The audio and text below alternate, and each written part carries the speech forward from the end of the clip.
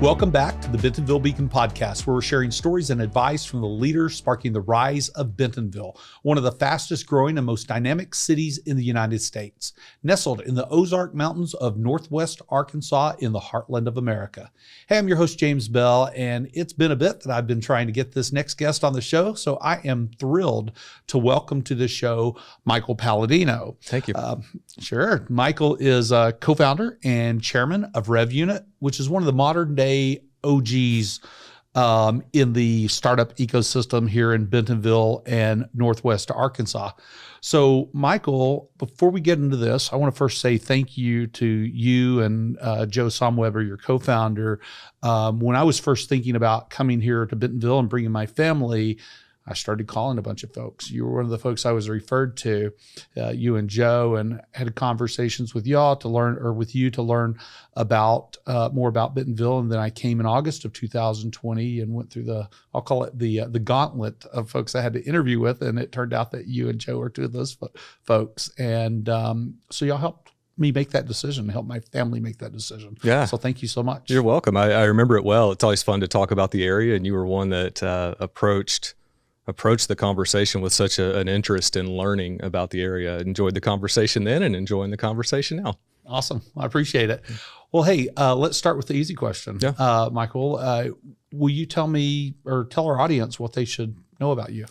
Yeah, so I'm a Christian. I'm a follower of Christ. That's really important to me. I'm a husband. I'm a father. All of those things are probably less interesting to your audience than some of my business background, but certainly very, very important to me and who I am.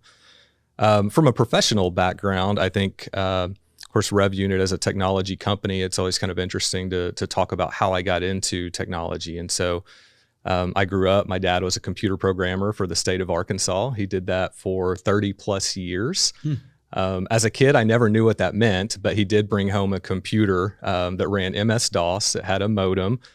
It ran Jeopardy and Wheel of Fortune. And that's all I could do was go to the MS-DOS prompt and run those two games. But played with that quite a bit. Of course, then went to college at the Walton College of Business down the road.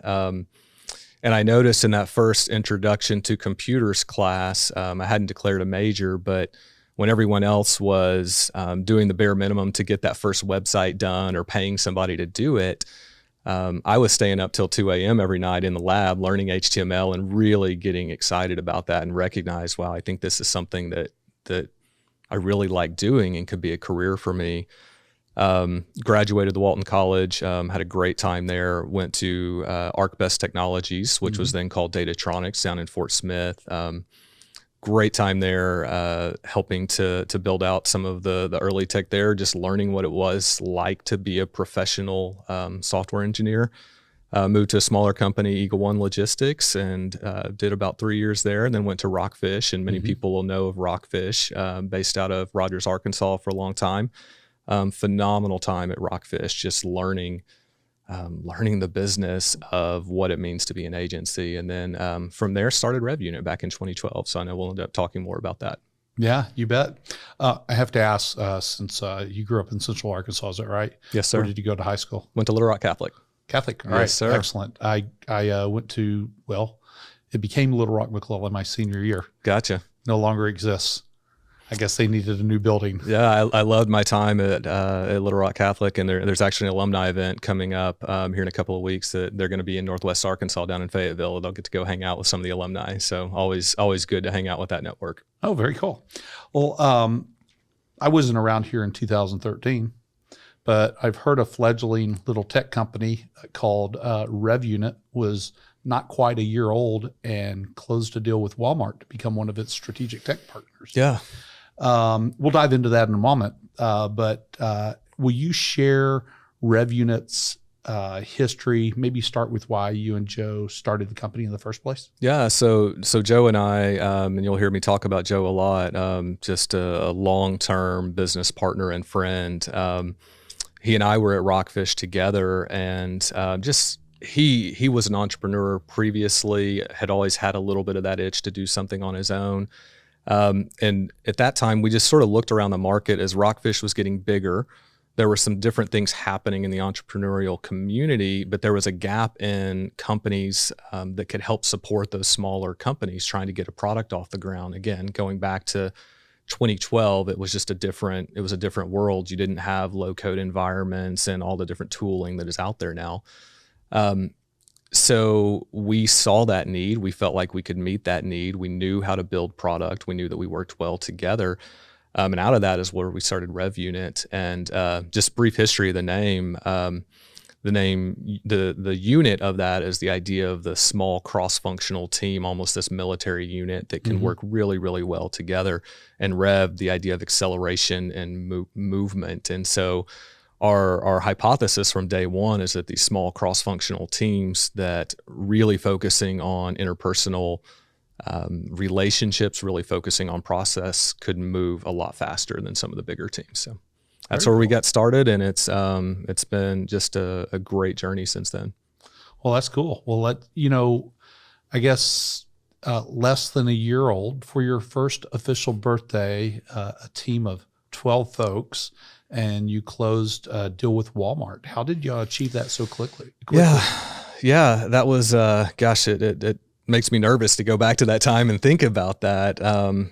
There's a few things I point to, and you'll hear this throughout any conversation that I have about business and about RevUnit, and it's largely relationships. And so Joe and I both had put a huge emphasis on doing right by people throughout our careers, whether that was employees that we were hiring, previous employees we were working for, the clients we were working for, the vendors that were working for us, whatever that was, just treating people with respect and building that relationship. And ultimately, it was a relationship with sort of a friend of a friend that got us to one of those conversations.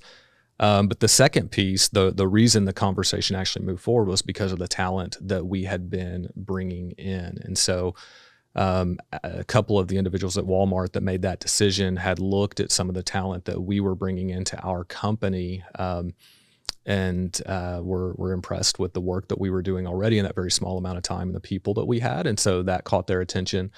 And lastly, this one's a little bit harder to plan for, but a lot of luck.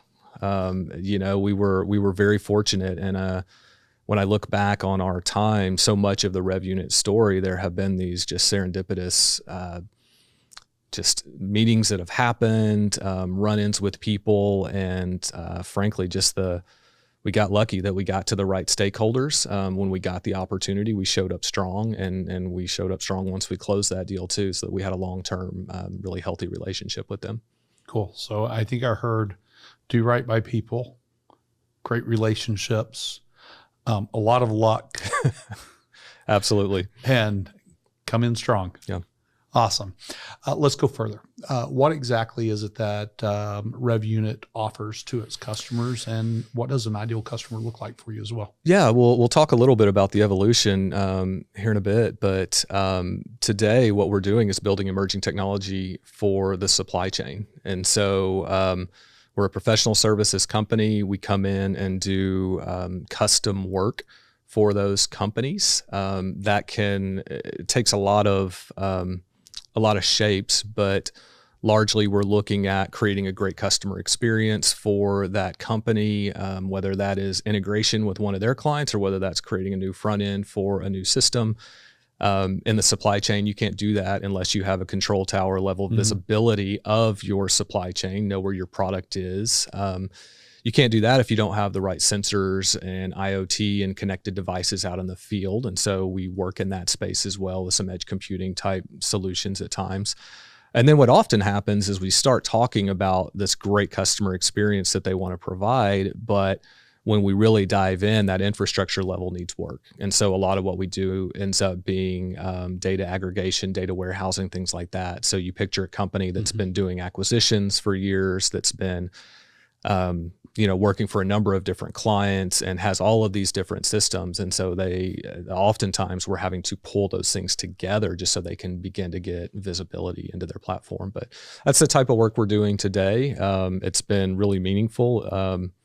And yeah, it's a lot of fun. Of course, everyone knows As of 2020, everyone is hyper aware of what supply chain means. No one knew what that was before or cared, but obviously it's been a good space for us. You made me shudder a little bit talking about a problem that I well know. There was a company once that my longest ride with the company was, well, let's see if we can do this in one breath. It was 10.5 years, 6 job titles, 5 company names, 4 cities, 3 states, and 2 severances later is when I decided that maybe I should go somewhere else. But as you might imagine from that description, there were a number of acquisitions in there. Yep. And we were usually on the bot side of it. And at one point, we had a customer service organization operating, I think, 4 distinct systems. And so we'd call into customer service and all this information would be disconnected. And sounds like exactly the sort of thing that you guys have been solving for Absolutely. folks. It's impossible. And you think about supply chain and where your product is, how to be able to provide visibility, especially today as supply chain moves closer and closer to your front door and into your kitchen and refrigerator, right? You think about all the different links in that chain and trying to provide a cohesive experience to the customer where they don't have to feel all of those different links. Again, we do a lot of work around that space. Yeah. So, Michael, you mentioned a moment ago, evolution of the company. Will you talk about how RevUnit has grown and shifted over the years to sort of meet the market and take advantage of opportunities? Yeah, so a lot of people listening to this podcast are likely in Northwest Arkansas, likely know RevUnit as a digital product agency. So for the majority of our years from 2012 really until about 2021, our focus was on just building great digital products. And so that would be across industries, that would be across life stage of company, whether that was a startup or an enterprise. Our expertise is in that product development process. And that's where we were for most of our life. When the last 3 years, there's obviously been a lot of change macroeconomically. And so it required us to look at ourselves a little bit and think, where is the market going? Where can our capability apply to that market? And what is the right to win that we have? Well, so much of our work was naturally in supply chain related fields with Walmart, JB Hunt, Tyson, from our local client base, and obviously the ecosystem that we have around here. So we'd been in that space. We just never told the market that we were specializing in that space. And so the last couple of years, we have doubled down on that space, putting all of our marketing efforts into that, putting our research efforts into that, so that we truly do understand a lot more about that space today, as opposed to just being a generic digital product agency. And so we still are really great at product. We've built out additional data capabilities, but yeah, it's been an interesting evolution for me as a CEO. Previously, it's to sort of move through that transition for us as a company was interesting. It's scary to move into something else. It's scary and tough to build that brand awareness in the space, but it's worked out well for us over the last year or two. No, well, you're clearly doing something right. You've had some pretty amazing success. Did you have any idea when founding RevUnit how much success and how things would progress? You know, I answer that with yes and no. And so Joe and I, having been through the growth journey that Rockfish was on, and for those that don't know Rockfish, phenomenal digital agency, Kenny Tomlin ran that company, massive growth. And so that's what we knew. That's what we expected to do just because of that lineage that we had. And so Joe and I often joke, there's a spreadsheet that we put together, day 1 or 2 of the company as we were doing the financial modeling. And we thought, man, if we can get to 8 people, this thing will be self-sustaining and look at how good this is going to work out. And then we did that over the course of 3 to 5 years. And so we actually had really big ambitions when we started. So to some extent, because we had seen what could happen, we did have that ambition. And so now how we got there was a much more jagged line than what we thought. There's a graphic out there of what you think it's going to be like. That's a nice slow up and to the right curve, and then what it's actually like of just zigzags all over the place. It was definitely the latter, but 10 and a half years in now, gosh, it's been incredibly meaningful to me personally. It's been meaningful to my family. In fact, at our 5th year anniversary, I got a tattoo of a rocket on my left arm. It's my only tattoo. Just because RevUnit has been such an instrument for change and growth in me and for my family. Nothing tests you like an entrepreneurial journey, as you well know. There's some dark nights and many dark nights. Absolutely, high highs and low lows, and got to experience all of those in that process.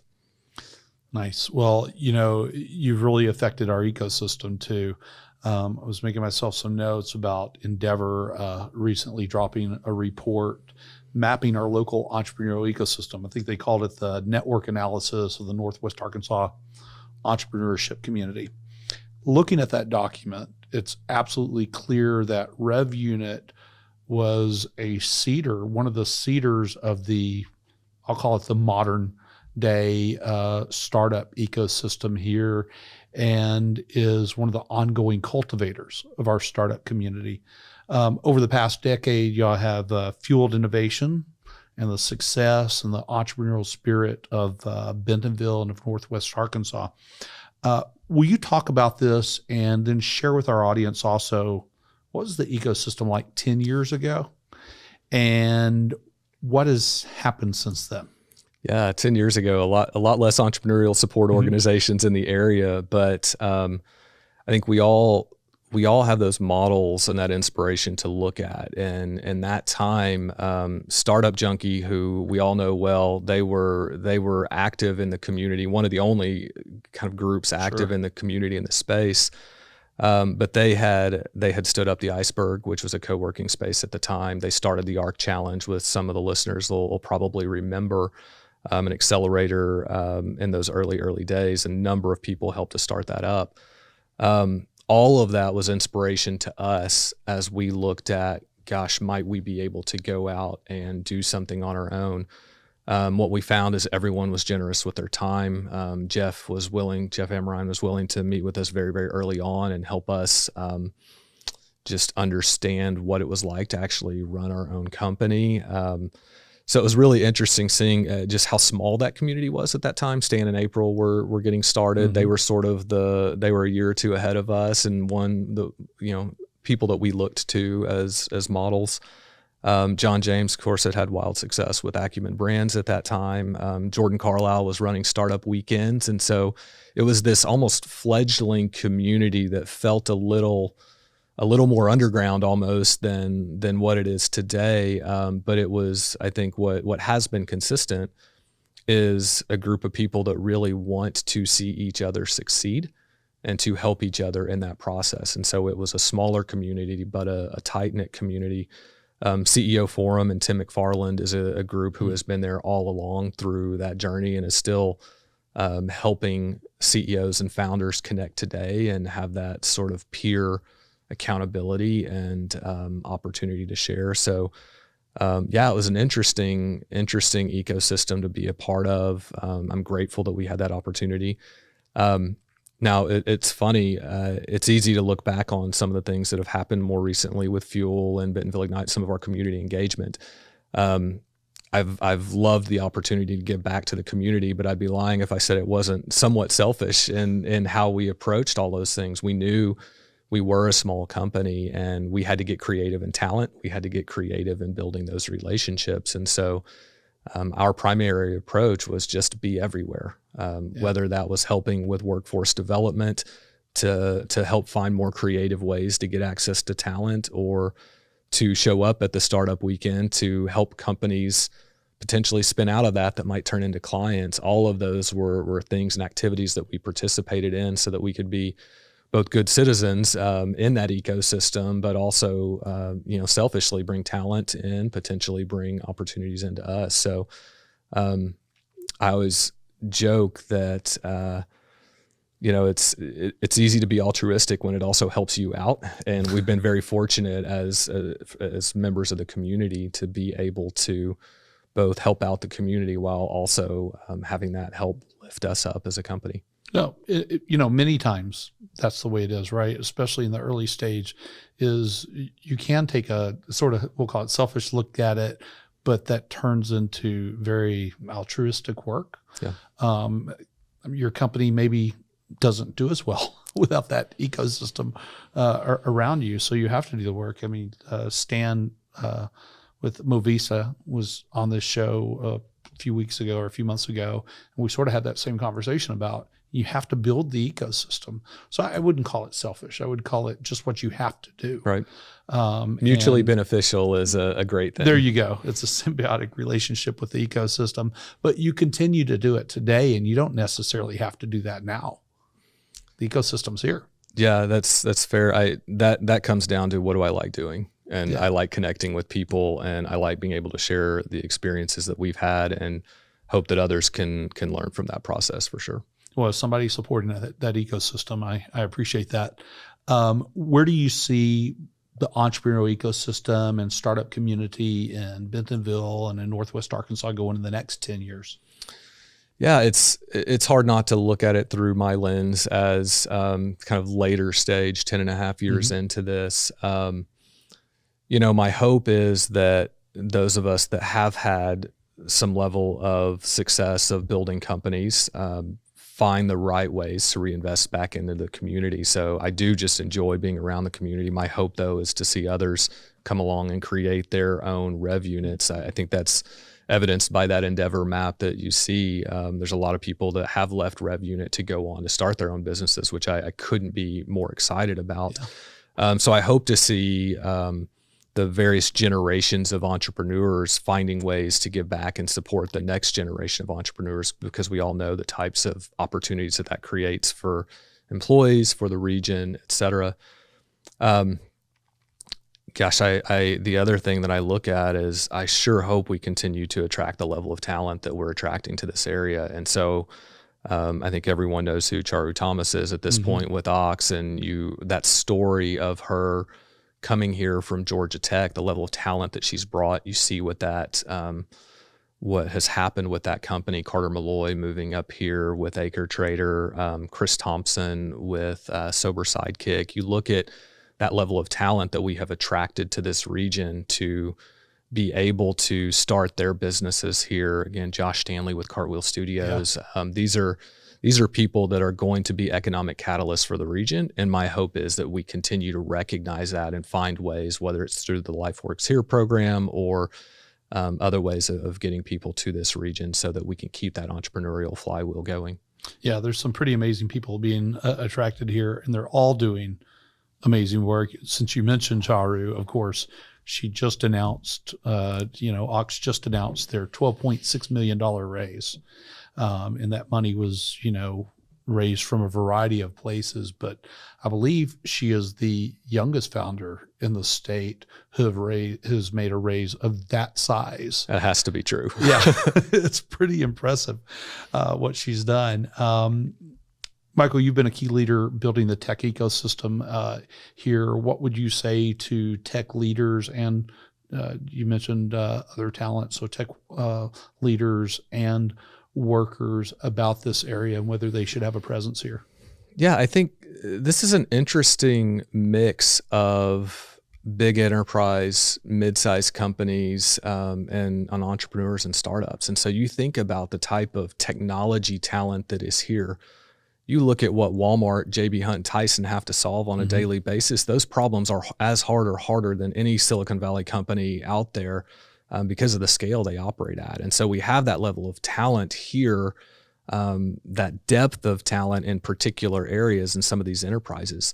Now, what tends to happen is some of them stay there, but some of them take that experience and move out and end up in some of these mid-sized companies or entrepreneurial endeavors. And so for people looking to move to the area, you've got everything from the career changer that's just getting started after having gone through a program at the University of Arkansas Global Campus or something like that, all the way up to highly, highly senior level talent. And it's all mixed together here. And it's not always easy to find it. And I think we all know that we need to see more technology talent in the area, but the breadth of talent we have here is pretty incredible. That's great. Well, here in Bentonville, it seems like a spark has turned into a blazing inferno the last 10 years. And as somebody who's been around long enough to see it, what would you say our secret sauce or our secret fuel, if you will, that has caused this explosion in tech, quality of life, and so on? Yeah, I think even just tagging onto that previous answer, there's so many organizations here that are trying to do good and trying to create opportunities. But I think the word that I come back to often is access. You're never more than 1 or 2 steps away from just about anybody in this community. And from what I understand, that's relatively unique. I've had the fortune of, being in Bentonville now for 10 plus years. And that's really the only professional ecosystem that I really know well. But my understanding is that's not true everywhere else.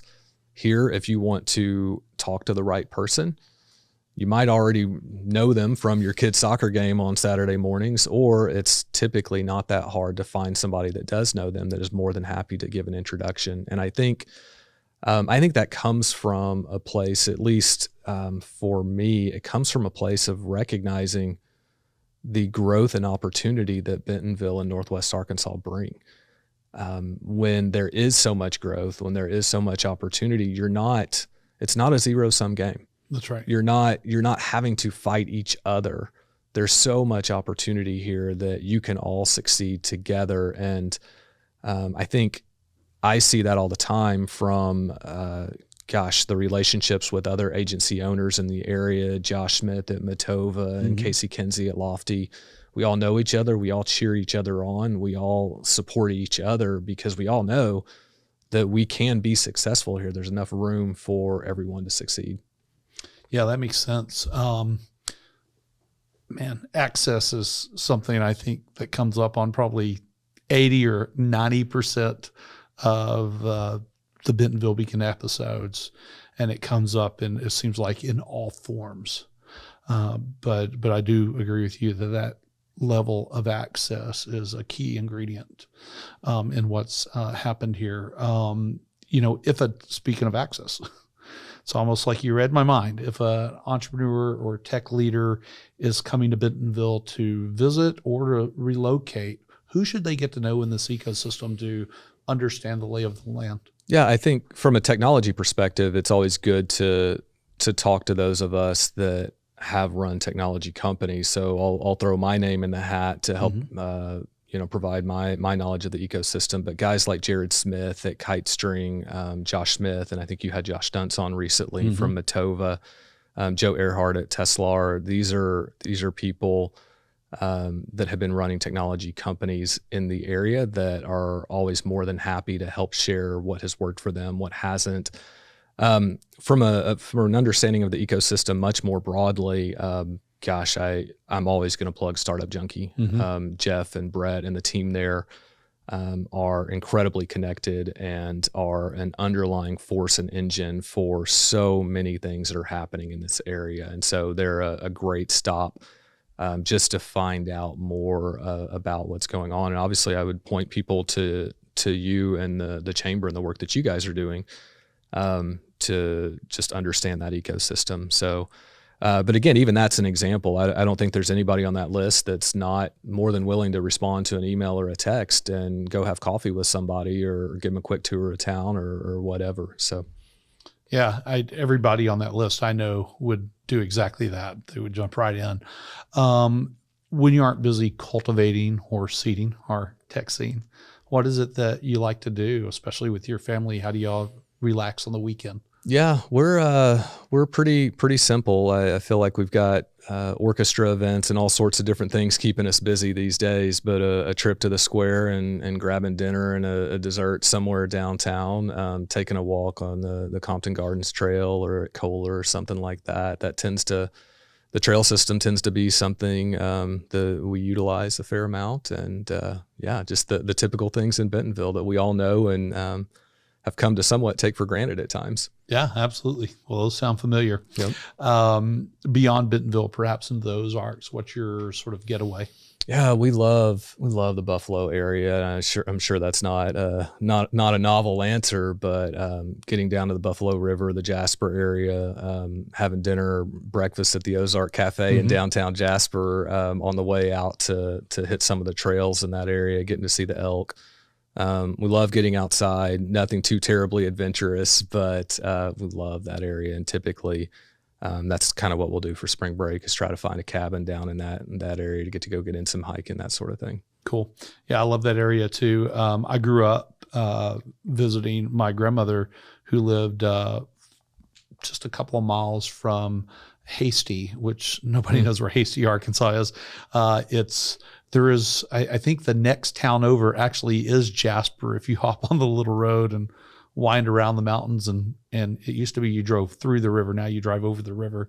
But hanging around that Jasper area and what was Dog Patch and so on. I grew up doing all of that. I've never been to the Ozark Cafe. I'm going to have to check that out. You'll have to. I've got a Dog Patch t-shirt that I love to wear because I grew up, we got to go there one time as a kid, but grew up with the commercials that we would see during our Saturday morning cartoons on a very regular basis. But actually really excited to see what Johnny Morris is going to be doing with that area as whatever's happening there starts to come to life. Yeah. What I've been reading looks fascinating. I can't wait to see it. Will you tell me a story? And let's call this I'll call it a hashtag because Bentonville story. And this is something that happened or a moment in time where you looked at it and went, that could only happen in Bentonville, or it describes the essence of this place. Yeah, I think this is really just I think about the last couple of weeks in my just normal life. The opportunities from a professional, a personal, a family, a faith standpoint is just crazy. So I thought I'd just kind of take you through the last couple of weeks. I think it was last week was the Supply Chain Trends Summit at the Record, which is a great venue downtown where Plug and Play and the University of Arkansas combined forces to talk through supply chain trends. And great event, lots of learning, lots of networking opportunity. And I stepped out my door at my office and walked down there. Yeah. Again, very easily accessible. Last Friday, I was able to attend a partner appreciation breakfast for Bentonville Ignite. And I'm sure you're familiar with that program, but that's a program from the Bentonville School District that places students in internships with businesses and gives them workforce training at the high school level to either help them better prepare for college in whatever field they might want to go into, or in some cases go straight into the workforce. And so was able to look at that event and look at I don't know how many kids were there, but it looked like a couple of hundred to me. And all of these students are getting unique educational and professional development opportunities through our school district. Of course, that event was at the Ledger, which you've talked about many times on this podcast, just such a phenomenal venue and building. So great opportunity to get to talk about those things while you're looking out over Bentonville. Was able to attend my daughter's orchestra concert. There's a phenomenal orchestra support here in the Bentonville School District, and got to go watch her do the thing that she loves to do with a group of people and get that sort of family fulfillment. And then Saturday with my church, we did a program that was outreach to the foster care community called Hope NWA. And so just when you look at the nonprofit community in this area, again, there's so much abundance that there's so many people that want to be able to give back. And so to get to have this professional, this family, and even this sort of focus on giving back, and for me, faith is really big. And then, gosh, today, about 2 hours ago, I was standing on the Bentonville Square at Asa Hutchinson's announcement of launching his presidential campaign. And he talked about why is he doing that in Bentonville? And it's because of what Bentonville has meant to him personally, but also it is a known name on the national stage. And gosh, just amazing breadth of experiences that, again, I don't know where else you get those types of experience. I think that's about a week and a half, right? And that's just me cherry picking a few things, again, across that professional, personal, faith, and even political stage. It's just, it's an incredible place to get to have that many different types of opportunities. You bet. And that's a legit, like, the crazy part is, or the almost unfathomable part is that's normal. Right. This is like a normal week and a half here, which is pretty incredible. As we start wrapping up, an important question I don't want to miss is, if somebody wants to reach you, Michael, or learn more about RevUnit, how do they do that?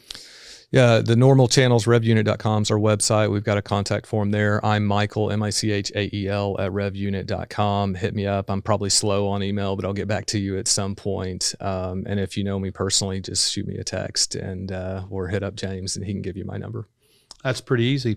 Okay, well, as we wind down, we'll roll through some quick sort of random questions and maybe an advice question or two in there. First question, if you could pick one age to be permanently, what would that age be and why? That's an interesting question. Somewhere in late 30s, I'll pick 38. Kind of before some of the older age challenges started. I'm 44 now, so a little bit earlier on where my knees were a little bit better, that sort of thing. But gosh, I loved the just the confidence that happened more into your 30s. I think in our 20s, my wife and I have talked about this many times, we were still trying to be someone else. And I think by our late 30s, we had a good sense of who we were, a good sense of confidence in that. And yeah, it's a great age. I don't mind 44 either, though. No, it's not a bad place to be right now. I feel like that you're right. I think my life was much the same way, trying to be somebody else in my 20s and finding confidence in my 30s and beyond. So I like that answer. What's left on your bucket list that maybe you'll do in the next couple of years? I got to create a bucket list. So 10 and a half years of running a very high growth startup, I've not had a lot of chance to sit down and put that together. So to some extent creating that, but my kids are 16 and 13, and gosh, in the next 4 years, my wife and I will be empty nesters. So we'll have time on our hands, and we'll have to figure out what that life transition looks like. So hopefully lots of adventures and time to go explore. Time to create that list. You got a couple of years before you have to start it. Yes, sir. Growing up, what did you want to be? So I grew up going to Catholic schools. I actually wanted to be a priest for a really long time. Wow. Until about 8th grade. And for those astute listeners would probably recognize the onset of interest in girls at that time. And so that tended to put an end to that desire at that point. But obviously I've mentioned my faith a couple of times already. It's still very important to me. But no, I did not become a priest. Notice that. What's something that you're learning right now or that you learned recently? Man, I'm trying to learn more about classical music with my daughter being in the orchestra. Music is not something that has been particularly important to me. Certainly classical music and string instruments I've known nothing about. And so just because it's interesting and important to her, it becomes interesting and important to me. And I have a lot of growth needed in that area because, man, she talks about a lot of things that I just don't understand and I don't hear it. And so still trying to pick that up and learn more about that. Great. Has she told you yet that Beethoven was both deaf and blind? She doesn't like Beethoven. So really? But yes, I am aware. But gosh, we're learning about all of that over, we had a trip to New York earlier in the year and was able to go to Carnegie Hall with her and go see a quartet there. And so, again, really, really fun to see her light up and be so excited about something that is, foreign to me, but trying to learn more. Yeah. Okay. A couple more questions. With the arrival of generative AI, what advice do you have for tech workers and then also for other workers? Man, I think one of the most interesting skills over the next couple of years is going to be distinguishing between truth and lack thereof, or generative content. And I know, I mean, fake news has been a topic that's obviously been interesting for a while, but gosh, that ability to discern what is real versus what is fabricated is a skill. And I don't know how any of us are going to figure out how to do it. I'm sure technology will assist in that, but I think we all are going to have to retrain ourselves to understand when you see video, you tend to believe it. We might not believe a text-based article on the internet. When we see video, we tend to believe it, and that's not true anymore. And so I think, I know there's plenty of opportunities to talk about automation and creating marketing content and things like that, but I think for the average employee, the average person, it's going to be understanding what is real and what isn't. That is going to get incredibly complicated over the next few years. Absolutely. I've watched a couple of videos, on social media recently where if you paid attention to the video, you're like, that can't be true. That person could not have said that, because they then say the next thing and the next thing, and they're as equally as nuts. Let's just call it that. Yep. And then you read the comments below it, and I'm kind of saddened by the number of people who jump in and comment that believe it's absolutely true. And the original poster multiple times is going, it's a joke. It's not real. Yeah. Why do you believe this? Those echo chambers are going to get deeper, because there's going to be so much content that can just be generated on the fly. It's going to be a challenge for us. Yeah. What do you think the positives of generative AI are going to be? I mean, obviously it is impactful from how quickly we can move. It is impactful for knowledge workers to be able to get ideation. There's some really interesting thing happening in the gaming and storytelling space. Joe Payne of Unlimited here in Northwest Arkansas, somebody you should maybe talk to. Yeah. He's doing some incredible things with generative AI and storytelling within video games that effectively allows the game to take shape and move and mold in different ways for different players. There's going to be some really interesting things. I think there's got to be a lot of just management of that during the process. Yeah, absolutely. Okay, one last question. What's something I should have asked you but did not ask?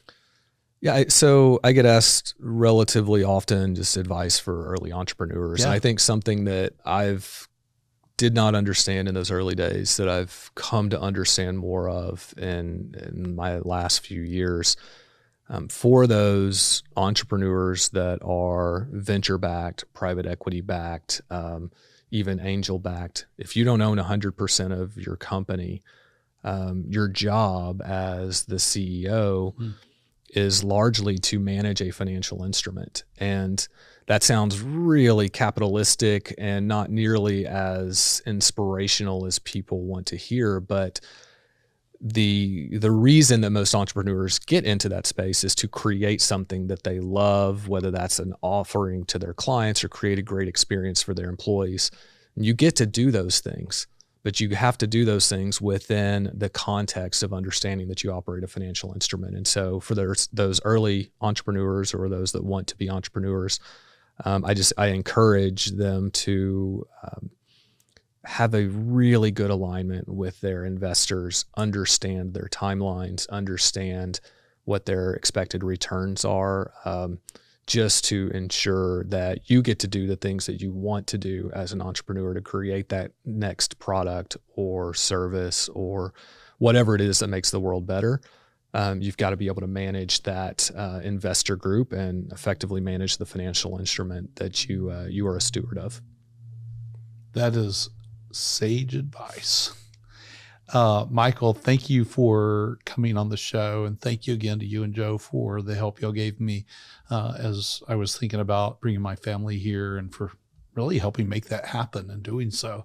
And thank you again for being one of the folks seeding what we know today as our startup community, and for being one of the cultivators of that community as well. You're welcome, James. Thank you. Hey, thanks to our Bentonville Beacon audience. Without you, this show would not be possible. So please share this episode with your friends and colleagues.